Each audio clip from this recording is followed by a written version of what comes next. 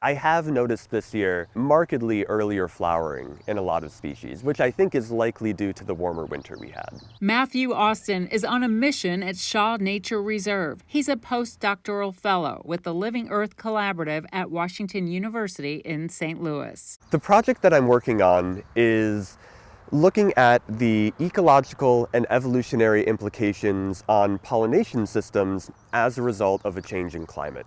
So we know that climate change has altered the time of year that plants flower. In certain places, including the greater St. Louis area, we see that a warming climate is not only causing flowers to bloom earlier, but in many species it's also causing flowering to end later. Andy says that may confuse bees. Suddenly, there are a lot more flowering options at one time. Flowers might have shifted earlier, while the time of year that bees are active has stayed the same. And if bees are confused and things don't happen the way they are supposed to, in time, the beauty and survival of flowers suffer. More than that, the survival of bees is a concern.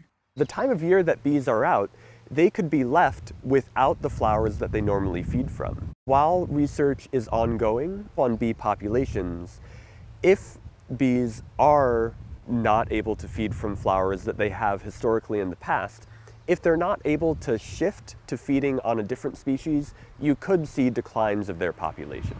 And there's more than honey to think about. Many of our fruits and vegetables, tomatoes, blueberries, strawberries, a lot of these just delicious foods that people love to eat, and can also just affect how likely we are to see the flowers that we enjoy in our native environment. So my research is exploring what effects these altered flowering times and greater number of species flowering at the same time have caused for pollination and floral evolution. To determine potential outcomes, Austin will examine the survival of flowers native to Missouri. He reviewed historical records of flowering times collected along this path, dating back to the 1930s to early 40s. Most of the species here at Shaw are flowering at a different time now than they used to about 80 years ago.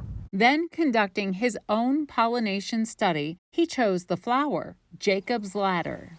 To conduct my hand pollination experiments, I'm doing the work that a bee would do. However, to be very careful and controlled in my experimentation, I have to make sure that other bees or other pollinators aren't also pollinating the flowers that I'm working with. With climate change and many different flowers in bloom at the same time, cross-pollination by confused, busy bees is more likely. The question that my hand pollination experiments are testing is whether if a flower receives pollen from a different species, it will be a reproductive dead end. Will that flower not reproduce at all compared to if that same type of flower received pollen from a different flower of its own species?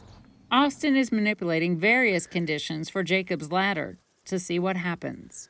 A third treatment is self-pollination, receiving pollen from the same flower, where a flower simply pollinates itself before any pollen could be transferred from a different species.